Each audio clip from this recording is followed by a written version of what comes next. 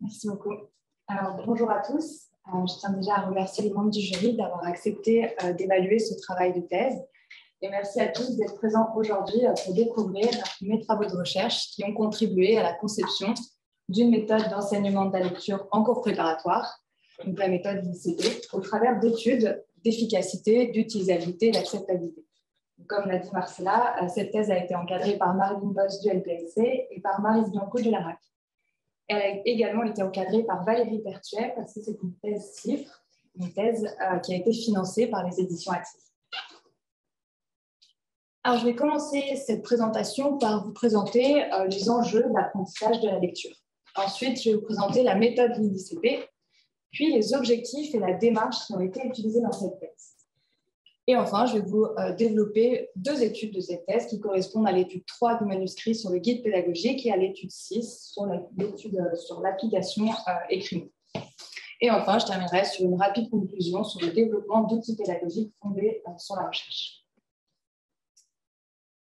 L'apprentissage de la lecture, c'est quelque chose qu'on a automatisé. Nous, aujourd'hui, on ne se rend plus compte des difficultés que ça peut être de l'apprendre.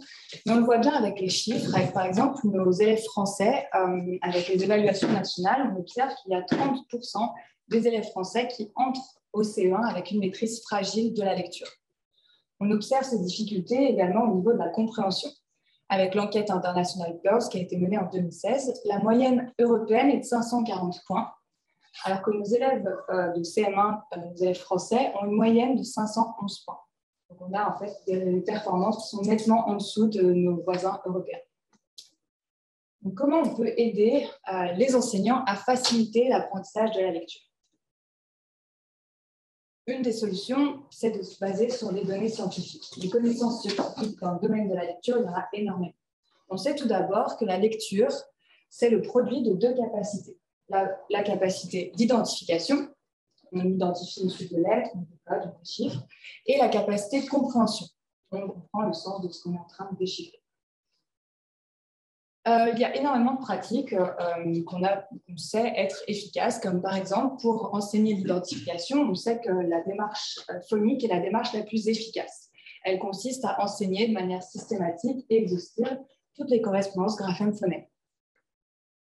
Il faut utiliser une progression rationnelle, c'est-à-dire commencer par des correspondances graphème-phonème complexes, simples au contraire, et fréquentes, pour petit à petit complexifier cette introduction, les correspondances graphème-phonème qu'on introduit. On sait également qu'il est bénéfique de faire encoder les élèves, c'est-à-dire de les faire écrire tout en les faisant décoder. Donc, faire décoder et encoder les élèves fréquemment, ça va faciliter leur apprentissage du code alphabétique. Au niveau de la compréhension, on sait qu'il est bénéfique de travailler explicitement le langage oral et le vocabulaire. On sait également que les élèves doivent avoir une identification qui est fluide, qui est automatisée pour pouvoir porter leur attention sur la compréhension. Et enfin, on sait qu'enseigner des stratégies de compréhension pour permettre aux élèves d'évaluer leur compréhension et de la réguler en cas de problème, de difficulté, est également bénéfique pour la compréhension, pour mieux comprendre ce qu'on est en train de faire.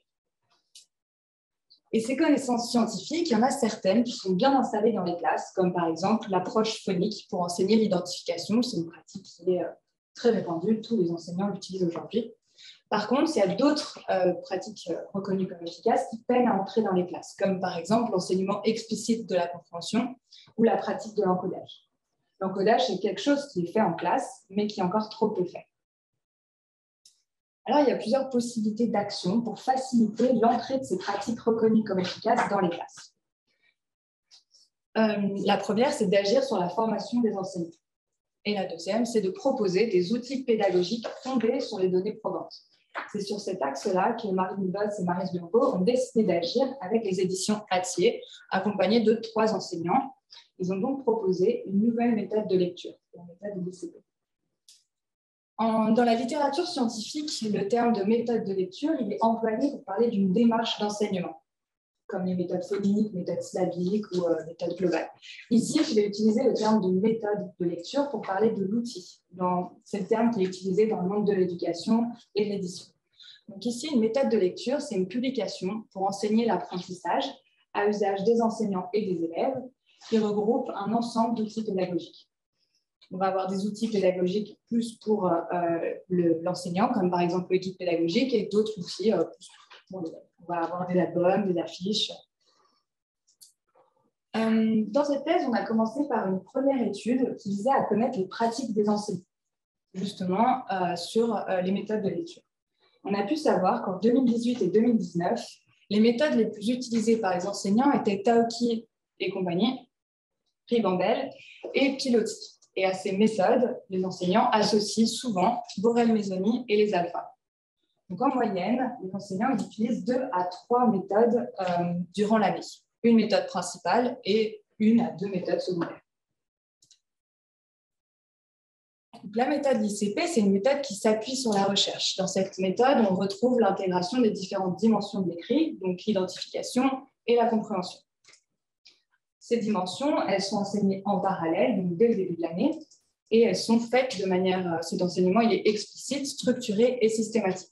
Donc pour l'identification, c'est quelque chose qui est fait, qu'on retrouve dans toutes les méthodes de lecture, mais par contre, expliciter la compréhension, ça c'est quelque chose d'assez innovant qu'on retrouve dans cette méthode. Ces dimensions, elles sont enseignées en parallèle, mais elles sont bien distinguées. On a des séances d'apprentissage de l'identification et d'autres séances spécifiques à la compréhension. Et enfin, les auteurs de la méthode proposent également des moyens de différenciation pour différencier les apprentissages en fonction du niveau de l'élève. Alors, proposer un outil qui s'appuie sur la recherche, c'est beau, mais ce n'est pas suffisant. On constate que généraliser à grande échelle des résultats probants n'amène pas toujours à des effets concluants. On observe également que les outils fondés sur la recherche sont parfois peu utilisés par les enseignants. Plusieurs explications à cela. La première, c'est un manque d'accompagnement dans l'utilisation de l'outil. Les prescriptions sont floues. Les enseignants ne savent pas comment mettre en œuvre cet outil dans leur classe. La deuxième explication, c'est une inadéquation entre l'outil pensé par les chercheurs et la réalité, leur environnement de travail dans lequel cet outil va s'insérer. Comment concevoir un outil qui soit à la fois efficace pour les apprentissages et qui soit à la fois adopté par le plus grand nombre d'enseignants? C'est cette question que les éditions Hatier, avec les auteurs de la méthode, se sont posées et qui les a amenés à proposer cette thèse CIFRE et faire une collaboration avec le LPSC et l'ARAC. Donc la méthode, elle est en cours de conception et elle s'affine petit à petit pour pouvoir être éditée dans les classes, publiée peut-être l'année prochaine. Donc le but de cette thèse, c'est d'évaluer l'efficacité de la méthode pour vérifier qu'elle permette bien aux élèves de progresser. Et le deuxième objectif, c'est d'évaluer l'ergonomie de la méthode pour favoriser son adoption. La méthode, elle est encore en cours de conception, donc il n'a pas été possible de l'évaluer dans son entièreté, mais on a évalué certains bouts de la méthode, des séquences ou des outils de la méthode. Évaluer l'efficacité d'un outil, c'est pratique courante en psychologie et en sciences de l'éducation. Par contre, évaluer l'ergonomie, ça c'est quelque chose d'assez innovant. De nombreux modèles théoriques ont proposé plusieurs critères responsables de l'adoption d'une innovation ou non. Et on en a sélectionné 3 qui sont communément retrouvés dans ces modèles: l'utilisabilité, l'utilité et l'acceptabilité. À partir de ces critères, on a pu affiner les objectifs de la thèse. Donc la méthode, elle doit être utile. Est-ce qu'elle répond bien à son but d'apprentissage? Est-ce qu'elle est efficace? Est-ce que la méthode doit aussi être utilisable? Est-ce qu'elle est facile à utiliser? Est-ce qu'elle est facile à prendre en main? Et troisièmement, la méthode doit être acceptable. Est-ce qu'elle est compatible avec les pratiques des enseignants, avec leurs attentes et leurs besoins? Donc, l'évaluation de la méthode, elle doit permettre de répondre à ces 3 objectifs: d'utilité, d'utilisabilité et d'acceptabilité. Pour répondre à ces 3 objectifs, on a utilisé une démarche centrée utilisateur. Donc, au début, on a une équipe pluridisciplinaire de concepteurs, donc les 2 chercheuses et les 3 enseignants, pour concevoir la méthode. Ils ont alors décrit des séquences ou des outils qu'on retrouve dans cette méthode, et avec eux, on a pu sélectionner certains de ces outils ou certaines de ces séquences pour pouvoir les évaluer. Donc, en fait, les séquences et les outils pour lesquels ils se posaient des questions au niveau de l'utilité, ou de l'utilisabilité ou de l'acceptabilité. Et on est passé d'une description à une mise en œuvre concrète pour pouvoir proposer un premier prototype qui va être testé, évalué dans les classes. Et donc, c'est vraiment ici l'objectif de la thèse: évaluer l'utilisabilité, l'acceptabilité et l'utilité. Si les objectifs sont atteints pour les 3 critères, alors on va passer à un test à plus grande échelle. Si les objectifs sont atteints, mais seulement pour quelques critères, alors on vient de refaire une évaluation pour vraiment valider les 3 critères. Et si les objectifs ne sont pas atteints, alors on va pouvoir proposer des améliorations et repartir sur un cycle de conception-évaluation. Et donc, cette démarche centrée utilisateur, elle a amené à réaliser plusieurs études dans cette thèse. On a commencé par une analyse des pratiques, dont je vous ai parlé avant, avec un questionnaire donc à grande échelle, avec 1220 PE qui correspond à un professeur des écoles. Ensuite, on a mené des tests d'utilisabilité et d'acceptabilité, donc avec une deuxième étude sur l'outil Frappe Fusion, un outil pour travailler la combinatoire. Une troisième étude sur le site web guide pédagogique de la méthode ICP. Ensuite, on a également mené des tests d'utilisabilité sur l'efficacité d'un entraînement à la compréhension pour l'identification des pronoms. Et enfin, on a mené 2 études sur l'application numérique et Crémo qui nous ont permis de répondre à nos 3 points. Aujourd'hui, par manque de temps, je ne vais pas pouvoir vous présenter toutes les études de la thèse, donc je vais seulement vous présenter l'étude 3 sur le guide pédagogique, qui ici vise un outil plutôt pour les enseignants, que pour les enseignants d'ailleurs, et l'étude 6 de l'application numérique Écrimo, qui ici concerne les enfants comme les enseignants. Alors, le guide pédagogique. Une méthode de lecture, elle doit être prise en main de manière autonome. Les enseignants ne doivent pas avoir besoin d'une formation spécifique ou d'un entraînement pour pouvoir l'utiliser correctement. Et c'est grâce au guide pédagogique qu'ils vont pouvoir prendre en main la méthode. Dans le guide pédagogique, on retrouve la cohérence globale de la méthode, la progression des apprentissages sur l'année, les détails de chaque séance et les justifications théoriques. Donc, le guide pédagogique, il doit être utilisable. Sa prise en main doit être facile et il doit être acceptable, il doit être compatible avec l'environnement de travail des enseignants. À titre d'exemple, les guides pédagogiques des 3 méthodes les plus utilisées sont assez conséquents. Par exemple, pour Taoki, le guide pédagogique fait 288 pages. On est à 420 pages pour Ribambelle et 384 pour Piloty. Pour la méthode ICP, les auteurs veulent expliciter autant la dimension d'identification que la dimension de compréhension. Donc, on s'attend à avoir un guide pédagogique assez conséquent. Le numérique peut donc apporter une solution. Effectivement, on voit que plus d'un enseignant sur 2 utilise aujourd'hui le numérique pour préparer ses séances d'apprentissage.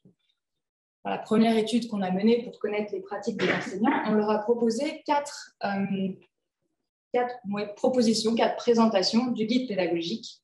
Et c'est la proposition numéro 4 qui a le plus de succès, avec 80% des enseignants qui disent être motivés pour utiliser ce guide pédagogique. Donc, dans ce guide pédagogique, on leur propose un déroulé rapide des séances au format papier, avec le guide pédagogique complet au format numérique présenté en arborescence, donc comme un site web. Pour les éditeurs, il est assez habituel d'utiliser le format papier, mais par contre, mettre le guide pédagogique au format numérique, c'est inhabituel. Donc, on s'est demandé comment présenter le guide pédagogique au format web. Les sites Internet ou les documents hypertextes, ils présentent l'information de manière non linéaire. Donc, elles sont reliées à d'autres informations. L'information ici, elle est séquencée. Au lieu d'avoir tout sur une même page, on va avoir des informations sur différentes pages. Et elle est organisée en arborescence.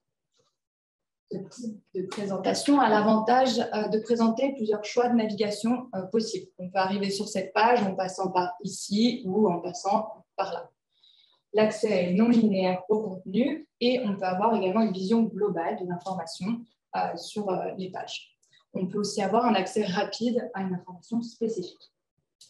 Mais il y a aussi des inconvénients à une telle présentation. Cette présentation, elle est exigeante cognitivement parce qu'elle demande un double traitement. On doit traiter le contenu, les informations qu'il y a dans chaque page, mais on doit aussi traiter leurs relations. Et ce double traitement, il peut provoquer un sentiment de désorientation. Je suis sur cette page, mais je ne sais plus comment j'y suis arrivée. Je ne sais plus comment retrouver une autre information. Et peut provoquer également de la surcharge cognitive. On sait que les deux ensemble va amener à une mauvaise utilisabilité. Des études ont également montré qu'il y a un effet des connaissances préalables. Les novices dans le domaine présenté dans le site Internet vont plus souvent ressentir de la désorientation ou de la surcharge cognitive par rapport aux experts dans le domaine qui, eux, vont avoir une meilleure représentation de l'organisation des informations. On sait également qu'il y a un effet de la structure. Les structures hiérarchiques sont plus simples. Les utilisateurs ressentent moins souvent de la désorientation, de la surcharge cognitive que dans les structures en réseau. Et enfin, on sait que présenter une visualisation de la structure va pouvoir aider les utilisateurs à moins ressentir de désorientation ou moins ressentir de surcharge cognitive. Notamment, ça va aider les novices à utiliser aussi bien une structure en réseau qu'une structure hiérarchique. Donc, l'objectif ici, c'est de permettre aux enseignants, experts comme novices dans le domaine de l'apprentissage de la lecture, de prendre en main facilement et rapidement le guide pédagogique et ainsi de favoriser son adoption. Donc, on a fait l'hypothèse que si on présente le sommaire de la méthode ICP sur la page d'accueil du site, ça va permettre d'augmenter son utilisabilité par rapport à une interface web qui sera plus traditionnelle en menu déroulant. On a utilisé une combinaison de mesures subjectives et objectives pour pouvoir mesurer l'utilisabilité ici. Et on a développé deux interfaces. Une première interface plus traditionnelle en menu déroulant. On voit ici sur le menu, sur la page d'accueil, on a seulement deux boutons ici cliquables. Si on clique par exemple sur le domaine, alors on a une autre proposition, on a trois nouveaux choix. Dans l'interface 2, c'est l'interface la plus innovante, où on a directement sur la page d'accueil une visualisation de la structure du site et également du guide pédagogique, qui va être représenté avec les domaines en colonne et les temps, les semaines, les périodes en ligne.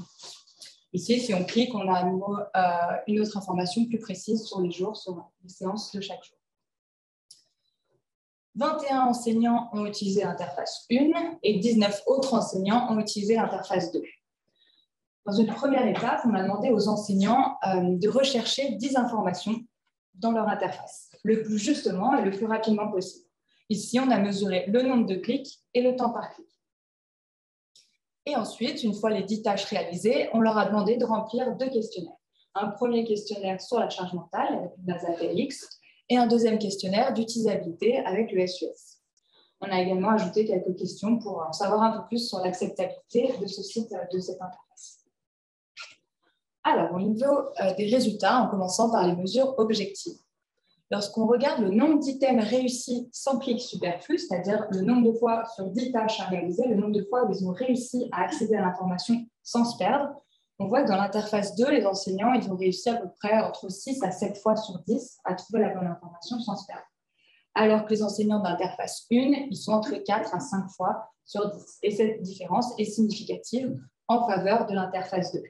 Donc, on trouve plus facilement la bonne information avec l'interface 2. Lorsqu'on regarde le nombre de clics superflus par item réussi, donc on regarde seulement lorsqu'ils se sont trompés de chemin, on regarde comment ils se sont trompés, combien de fois ils ont fait de clics en trop. Ici, on n'a pas de différence significative. Ce qu'on peut remarquer surtout, c'est qu'au final, ils se perdent peu dans les interfaces. Autant dans l'interface 1 que dans l'interface 2. Lorsqu'ils se trompent, ils retrouvent facilement leur chemin en 1 ou 2 clics. Lorsqu'on regarde le temps par clic utile, ici, on a un résultat significatif qui va en faveur de l'interface 1. Les enseignants, ils mettent moins de temps pour trouver la bonne information. Il y a moins de temps entre chaque clic. Et cela peut s'expliquer par le fait que dans notre interface 1, les informations sont très séquencées. Il y a peu de clics, donc les enseignants vont rapidement en fait, savoir où est-ce qu'il faut cliquer. Alors que dans l'interface 2, dès le début, on a beaucoup d'informations, ce qui demande un traitement supplémentaire. Au niveau des mesures subjectives, nous n'avons pas de différence significative au niveau de la charge mentale, ni pour l'utilisabilité avec le SUS. Une autre interprétation de l'SUS, on positionne en fait les scores sur cette échelle et on voit que l'utilisabilité pour les deux interfaces, elle est jugée comme bonne. Quand on regarde les questions additionnelles qu'on a ajoutées sur l'acceptabilité, il s'avère aussi que l'acceptabilité est plutôt bonne. Les enseignants sont favorables à cette idée d'avoir un guide pédagogique au format web. Pour conclure sur cette étude, notre hypothèse, c'était que si on présente sur la page d'accueil le sommaire de la méthode ICP, alors ça va augmenter l'utilisabilité de l'interface par rapport à une interface web plus traditionnelle. Ici, ce qu'on a observé, c'est que notre interface 2, elle provoque moins d'erreurs, mais la navigation est plus lente. Donc, il serait intéressant de repartir sur une phase de conception avec des enseignants pour déjà améliorer nos interfaces et mener une nouvelle étude pour pouvoir valider vraiment, savoir si une interface est plus bénéfique que l'autre, avec des tâches plus complexes, parce qu'ici, on se rend bien compte qu'il y avait peu d'erreurs, et donc on ne peut pas les discriminer. En tout cas, cette étude, ce qu'elle montre, c'est qu'on n'a pas de résultats significatifs ou probants dès le début, et qu'il est vraiment important de mesurer, d'évaluer l'utilisabilité et l'acceptabilité dès le début du processus de conception. Dans l'étude suivante, on a également mesuré l'utilité, en plus de l'utilisabilité et de l'acceptabilité. Donc, dans cette deuxième étude, on repart sur l'objectif de différenciation des auteurs de la méthode l'ICP.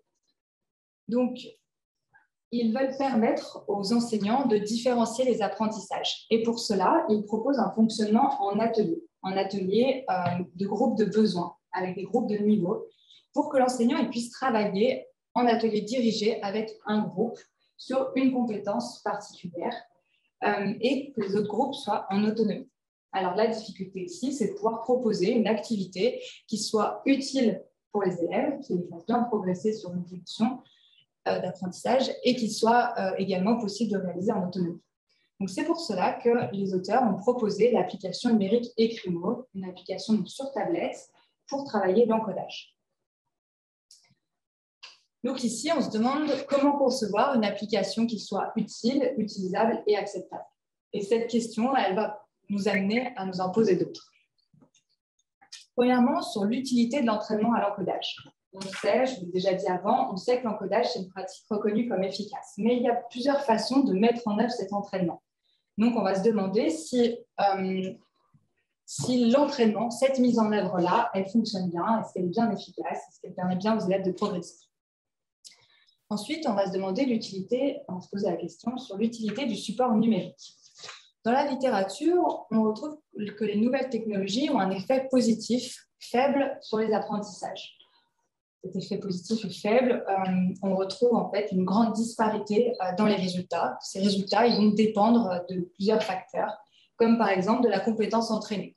On voit un effet positif du numérique pour certaines compétences, mais pas pour d'autres. Et ça va aussi dépendre, par exemple, de l'interaction avec l'adulte. C'est ce qu'on retrouve dans la méta-analyse de McTeague et Hall menée en 2019 sur l'application Graphogame. Ici, on retrouve des effets significatifs de cet entraînement, des effets positifs, seulement quand on a une interaction forte de l'adulte. Donc ici, ça nous amène à nous demander si le support tablette il apporte un gain aux apprentissages. Ensuite, quand on regarde les applications éducatives pour les enfants, les jeunes enfants, on retrouve toujours la présence, très souvent, la présence de la gamification. La gamification, c'est le processus de design qui rend une activité plus proche du jeu. Donc, une activité à la base qui n'est pas ludique, à laquelle on va ajouter des éléments de jeu et la rendre du coup plus proche du jeu. Par exemple, l'application Abracadabra, une application qui vient du Canada. Ici, je vous montre un exercice d'encodage. L'encodage, à la base, c'est une activité qui n'est pas ludique, à laquelle on a rajouté des éléments de jeu. Ici, on a la présence d'un monde virtuel, des personnages, des badges, une barre de progression, des récompenses, etc. Tous ces éléments vont rendre l'activité plus proche du jeu. Et dans la littérature, on retrouve un effet positif qui est modéré sur les apprentissages. Et une fois encore, une fois de plus, cet effet il va dépendre de différents facteurs, comme par exemple, ça va dépendre des éléments de jeu qu'on ajoute à cette activité. Et il est difficile de déterminer quels sont vraiment les éléments de jeu les plus efficaces, parce qu'en fait, les associations changent toujours d'une étude à l'autre. Et on voit aussi que ça peut dépendre de l'âge des apprenants. Et la plupart des études sur la gamification, elles portent sur des enfants plus âgés que nos élèves de CP. Donc, il est d'autant plus important de se demander si la gamification, elle apporterait un bien ou pas à notre application pour les apprentissages des élèves. Et enfin, on se pose aussi la question de l'utilisabilité et de l'acceptabilité d'une application, autant pour les élèves que pour les enseignants. Pour les élèves, on sait que leur perception par rapport au numérique, elle est plutôt positive, très souvent positive, mais il est nécessaire tout de même de faire attention à l'utilisabilité d'applications éducatives. Par exemple, l'application Caillou, qui a été développée par des chercheurs, a montré qu'il y avait un défaut d'ergonomie et donc un défaut d'utilisabilité où les enfants restaient coincés toujours au même niveau parce qu'ils ne comprenaient pas comment passer au niveau suivant. Ça montre vraiment l'importance de vérifier l'utilisabilité de l'application pour les enfants. Au niveau des enseignants, leur perception est également très positive, plutôt positive. Par exemple, l'étude de Potocki et Billotet de 2020 a montré que 74% des enseignants pensent que le numérique apporte une plus-value aux apprentissages. Pourtant, seulement 44% des enseignants sont motivés pour utiliser le numérique dans leur classe. Donc ici, ça montre bien la nécessité d'évaluer les facteurs qui vont être responsables de cette adoption ou pas de l'application pour pouvoir agir dessus. Donc, on se pose notre quatrième question. On va se demander si l'application est utilisable et acceptable pour les enseignants et les élèves. L'application Ecrimo, elle a été développée en deux versions, une version basique et une version gamifiée. Les deux versions fonctionnent de la même façon, on a le même contenu, on a 24 paliers. Dans chaque palier, on a 4 exercices et dans chaque exercice, on a 10 items à encoder. La progression est rationnelle, donc on commence par des syllabes et puis petit à petit des mots avec des correspondances graphiques de plus en plus complexes. Et les exercices se jouent sous forme d'une dictée. Les enfants, ils entendent dans leur casque audio l'item à encoder et ils vont l'écrire grâce aux petites lettres qui leur sont proposées en dessous. La version gamifiée, elle se différencie de la version basique sur son ajout d'éléments de jeu. Ici, on retrouve la présence d'un monde virtuel avec des personnages. On retrouve également une visualisation de la progression qui est plus esthétique, où ici, c'est des petits personnages qui vont suivre la progression de l'enfant dans un chemin dans le monde virtuel. Et aussi, on a une variété de feedback un peu plus importante, des feedbacks différents. Donc, pendant sa conception, on a cherché à répondre à 4 questions. Donc, la première, l'entraînement à l'encodage est-il efficace? La deuxième, le support tablette apporte-t-il un gain?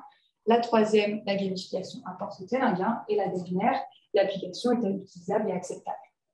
On a mené une première étude pour répondre à cette 4e question, pour avoir une première validation de notre application. Et il s'est avéré que les enseignants qui ont utilisé l'application et les élèves ont trouvé l'application très utilisable, très acceptable. On a eu des résultats très favorables pour continuer la conception.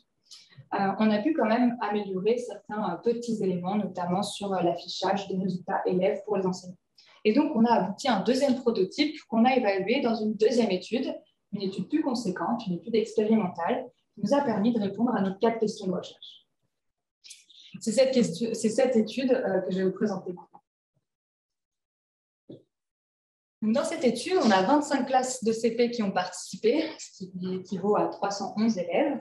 Et ces 25 classes ont été divisées en 4 groupes. Un groupe avec Ecrimo en version gamifiée, un groupe avec Ecrimo en version basique, un groupe avec le même contenu, le même entraînement d'encodage, mais en papier-crayon, et un groupe témoin qui ne changeait pas ses habitudes de classe. On a demandé aux 3 groupes qui ont suivi l'entraînement de s'entraîner pendant 14 séances, c'est-à-dire 2 fois par semaine et pendant 20 minutes.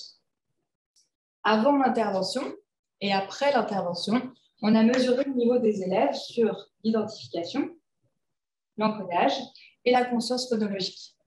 Et en post-test, on a également demandé aux enseignants de remplir un questionnaire, le SUS, ainsi que de répondre à des questions additionnelles sur leur utilisation de l'application. Alors, pour répondre à notre première question, l'entraînement à l'encodage est-il efficace? Ici, on a comparé nos 3 groupes entraînés à notre groupe contrôle passif. Pour répondre à notre deuxième question, le support tablette apporte-t-il un gain? Ici, on a comparé nos 2 groupes sur tablette à notre groupe en papier-crayon, donc avec le même contenu, mais avec un support qui change. La mise en œuvre est également différente. Dans ce groupe-là, l'enseignant dirige les séances, alors que dans nos 2 groupes sur tablette, les enfants sont en autonomie. Pour répondre à notre troisième question, on a comparé ici notre groupe en version gamifiée à notre groupe Ecrimo en version basique. Et pour répondre à ces 3 questions ici, on a utilisé des modèles mixtes qui nous ont permis d'expliquer nos données en post-test par rapport à notre facteur groupe. Le contraste va dépendre de notre question de recherche qui en fait est visualisée ici par une couleur. En prenant en compte les scores initiaux en pré-test et son interaction avec le groupe. Et on a également contrôlé les scores en conscience phonologique et au Raven. Et on a spécifié le facteur classe comme facteur aléatoire. Et pour répondre à notre dernière question, l'application est-elle utilisable et acceptable pour les enseignants et pour les élèves? Ici, on a seulement regardé le résultat pour nos deux groupes avec l'application. Au niveau des résultats, pour notre première question, l'entraînement à l'encodage est-il efficace? Pour nos mesures d'identification et nos mesures de conscience phonologique, nous n'avons pas le résultat concluant. Les élèves entraînés ne progressent pas plus sur ces deux dimensions par rapport à notre groupe contrôle. Par contre, on a des résultats intéressants sur nos mesures d'encodage. Nous n'avons pas d'effet principal du groupe, mais on a un effet d'interaction lorsqu'on prend en compte les scores initiaux. Et on retrouve la même chose pour nos scores phonologiques. Donc, on retrouve cet effet sur 2 scores d'encodage sur 3. Cette interaction, on peut la visualiser avec ce graphique, où ici, on a les données des post-tests qui sont prédites par rapport aux données en pré-test, tout en contrôlant l'effet des autres facteurs qu'on a spécifiés dans le modèle. Donc, ici, on voit que l'effet de l'entraînement, donc nos 3 groupes entraînés, varie en fonction du niveau initial des élèves. Donc, on a un effet de l'entraînement qui est d'autant plus fort lorsque le niveau initial des élèves est fort. Donc, ici, notre entraînement fonctionne surtout pour les élèves les plus forts, initialement les plus forts. Pour notre deuxième question de recherche sur le support tablette, donc ici, on a comparé nos 2 groupes tablettes à notre groupe papier-crayon. Ici, on n'a pas d'effet significatif, pas d'effet principal du groupe, ni d'effet d'interaction sur nos 3 mesures. Donc, ce qu'on peut dire, c'est que les groupes entraînés ils progressent de manière équivalente, de manière comparable, qu'ils aient été entraînés sur le support tablette ou sur le support papier-crayon. Pour notre troisième question sur la gamification, donc ici, on compare nos 2 groupes, version gamifiée à la version basique. Donc, sur nos 2 mesures d'identification et de conscience phonologique, on ne retrouve pas d'effet significatif, mais par contre, on a un effet intéressant sur notre mesure d'encodage avec le score lettre. Ici, nous n'avons pas d'effet principal du groupe, mais lorsque l'on prend en compte le niveau initial, on a un effet d'interaction. Cette interaction, on peut la visualiser de la sorte avec les résultats, les données prédites en post-test. Ici, on voit que l'effet de l'habillage, basique ou gamifié, il varie en fonction du niveau initial. Et la gamification, elle rendrait l'entraînement moins sensible au niveau initial, alors que la version basique est plus profitable pour les élèves les plus forts. Et pour notre dernière question, l'application est-elle utilisable et acceptable? Donc, le questionnaire qu'on a demandé aux enseignants de répondre nous amène à voir que l'utilisabilité est très bien notée. On est dans l'intervalle le plus élevé du SUS. Et au niveau de l'acceptabilité, on voit aussi que les enseignants acceptent bien l'application et on trouve que c'est un outil qui permet bien de faire travailler les élèves en autonomie. Alors, pour conclure et faire une synthèse des résultats, donc au niveau de notre première question, l'entraînement à l'encodage est-il efficace? Alors, il s'avère que oui, l'entraînement à l'encodage est efficace, mais seulement sur la dimension entraînée. Il n'y a pas de transfert à d'autres dimensions.